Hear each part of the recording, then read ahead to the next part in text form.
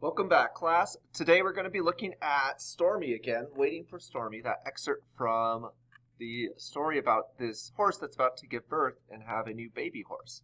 Now, if you remember here, boy, that was told from first person. Opal used the words like I, we, my in there.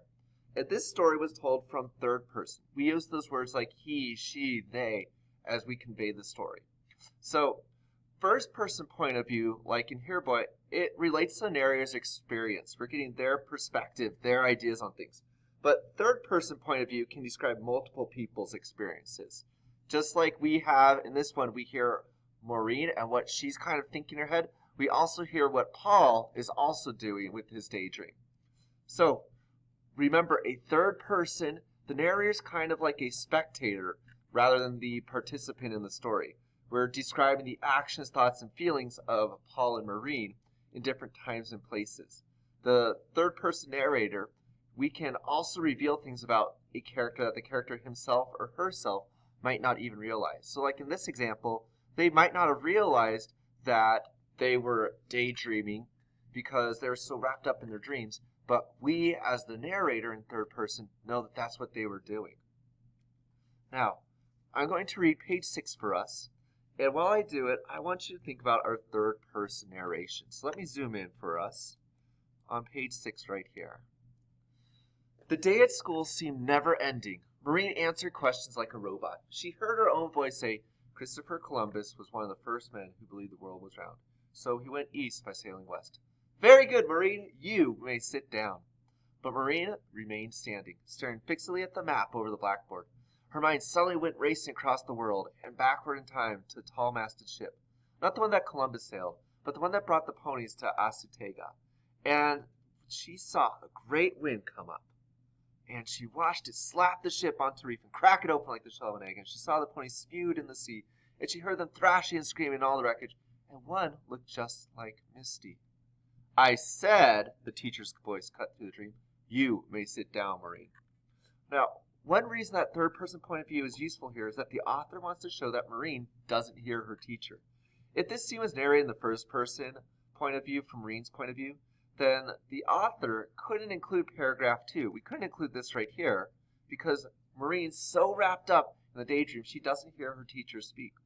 So in third person, the author can show Maureen's distraction more effectively using our third-person point of view.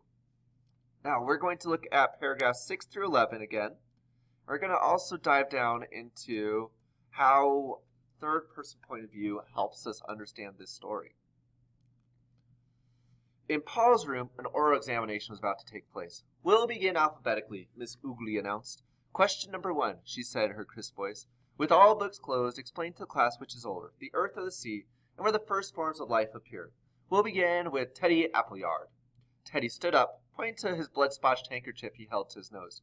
He was promptly excused. Now then, Paul Beebe, you are next. Dead silence. We'll begin, the teacher raised her voice, with Paul B.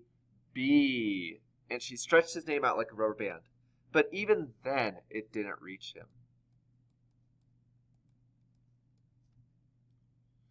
He was not there in the little white schoolhouse at all. In his mind, he was back at Pony Ranch, and Misty had broken out of her stall and gone tearing down the marsh. And in his fancy, he saw the colt being born, and while it was all wet and new, it was sucked slowly down into the miry bog. There was no sound, no whimper at all, just the wind squeaking through the grasses.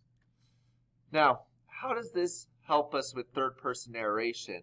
What benefits or pauses do we have based on this third-person narration?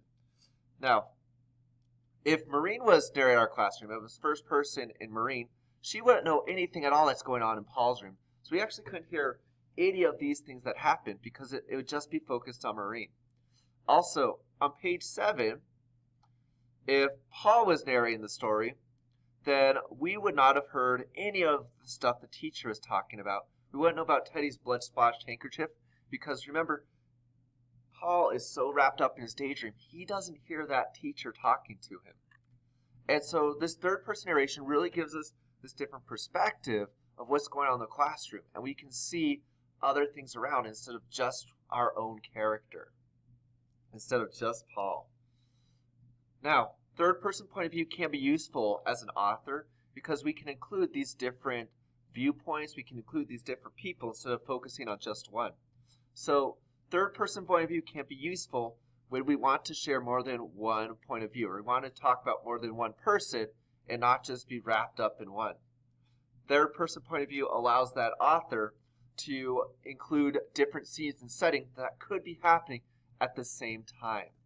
And so that's why I like third person point of view sometimes, is if we really want to focus on a broader subject or on more people or on different settings. Whereas remember, if it's first person like Opal and Here Boy, we had to just focus on that Winn-Dixie store and just on what Opal's seeing. Whereas if it was third person, we might have got the manager's perspective on why he was so frustrated. Maybe the manager had just set up this brand new display from headquarters and he was shocked after his 20 hours of work were now suddenly destroyed. We don't know because we just focus on Opal. In this story with Misty, we know more of what's going on and their distractions and how it affects the classroom. So that is how we analyze a third person point of view, class. Good luck, and I'll see you guys later.